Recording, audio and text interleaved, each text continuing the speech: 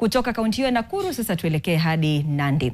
Wingu la simanzi lilitanda katika kijiji cha Samo katika kaunti hii wakati ndugu wawili, Ambrose Birgen mwenye umri wa miaka 71, afisa mstaafu wa idara ya jinai ya DCI, na kakake Paul Birgen mwenye umri wa miaka 44 ambao wamekuwa wakiugua magonjwa ya kupumua walifariki na kuzikwa siku moja. Kwa mujibu wa familia ni kwamba huenda wawili hao waliambukizana maradhi husika, kwani walikuwa wakishiriki vinywaji haswa pombe kwa kutumia kikombe kimoja. Ripoti zaidi ni na ripota wetu wa kujitegemea Titus Ominde kutoka kaunti hii. Waliaga dunia kwa kufuatana tofauti ya siku mbili tu. Mwingine alikufa kama leo, mwingine akakufa kama kesho. Kwa mujibu wa wenyeji ni kwamba walikuwa na urafiki wa chanda na pete. Mara nyingi walishiriki vinywaji kutoka kikombe kimoja, ikiwa ni pamoja na pombe ya kienyeji, ambayo wenyeji wanaamini huenda ilichangia wao kuambukizana magonjwa hayo. Hatujawahi kuonako changa kama ile. Ichapokuwa sisi wenyewe tumejitafutia, kwa sababu yale vitu ambavyo tunatumia ni vitu ambavyo havifai kwa miili zetu.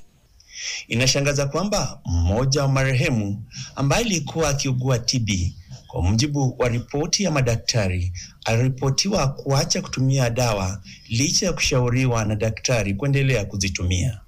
Kabla ya kuaga dunia, walikuwa wamelazwa katika hospitali mbalimbali mjini Kapsabet, ambapo kaka mkubwa Ambrose Birgen alikuwa na matatizo ya moyo na kifua, miongoni mwa maradhi mengine ya kupumua, huku kakake mdogo Paul Birgen agiaga dunia baada ya kuugua TB, kwa mujibu wa ripoti ya matibabu kutoka hospitalini.